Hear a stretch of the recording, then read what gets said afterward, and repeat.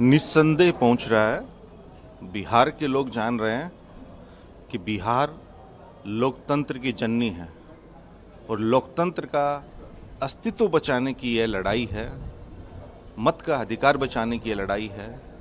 चुनाव आयोग और भारतीय जनता पार्टी के षड्यंत्र से संविधान को बचाने की यह लड़ाई है। आपने देखा होगा 2 दिन में जन सैलाब सड़कों पर उमड़ चुका है और लोगों ने सड़क पे उतरकर अपने जन आक्रोश के प्रकटीकरण का उदाहरण दिया है। जिस हिसाब से हालिया कुछ वर्षों में अनेक राज्यों में चुनावों की चोरी हुई, जिस हिसाब से मैनिपुलेशन हुआ, लोग अब समझ गए ये किसी नेता की लोकप्रियता का नहीं, ये चुनाव आयोग का कमाल है।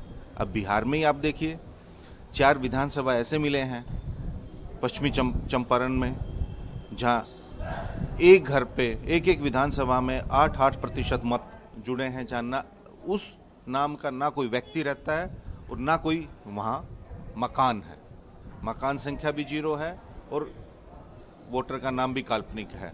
तो ये गंभीर चुनौती हम सबके सामने है, क्योंकि चुनाव आयोग तो विपक्षी दलों का या सिविल सोसाइटी के जो लोग हैं, ना को उनके चिंताओं से कुछ सरोकार रखता है, ना चुनाव आयोग हमारी जो शंकाएं थी, शिकायतें थी, सुझाव थे, मांग थी, उन पे कोई गौर किया।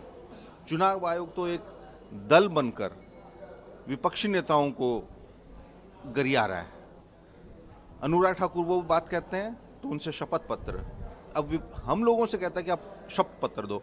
अरे भाई, आप दीजिए ना कि ये विसंगतियां क्यों हैं, ये गलतियां क्यों हैं।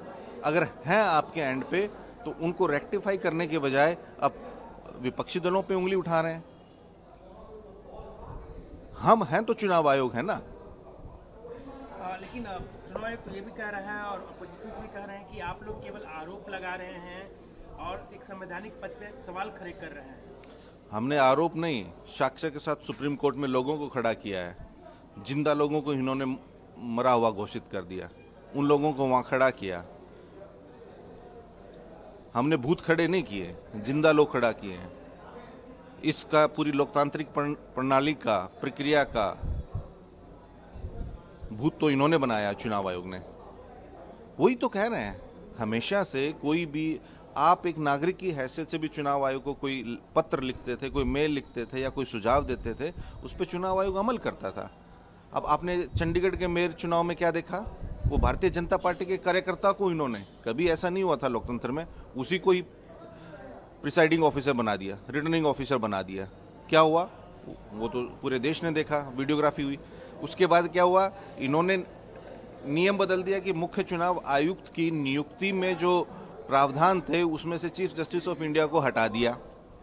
और फिर क्या किया कि पहले कोई भी सीसीटीवी फुटेज थी वो लंबे समय तक रहती थी, अब उन्होंने कहा कि 45 दिन में उसको डिस्ट्रॉय कर देंगे।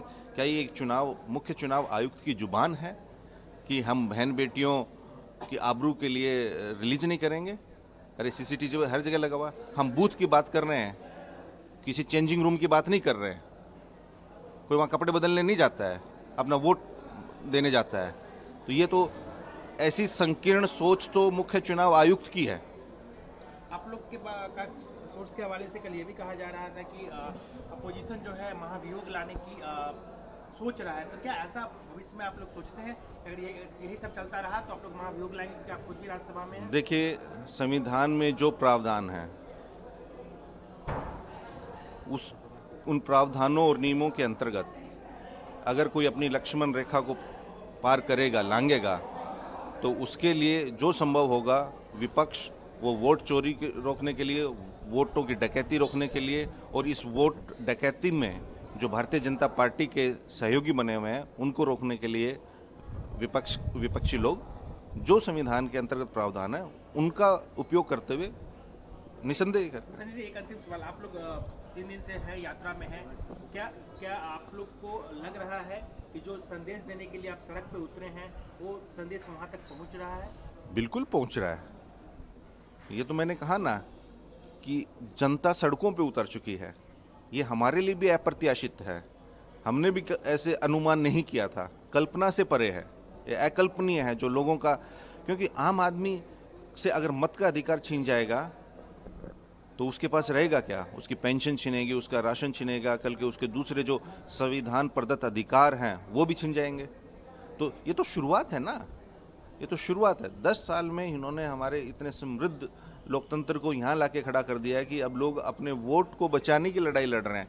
पहले उसी मत के अधिकार के बल पे लोग मुद्दों की लड़ाई लड़ते थे कि हमको बिजली, सड़क, पानी ये सब चाहिए। अब लोग कह रहे हैं भैया हमारा वोट तो छोड़ दो, ये लड़ाई रह गई है। ये इन्होंने लोकतंत्र के साथ किया है।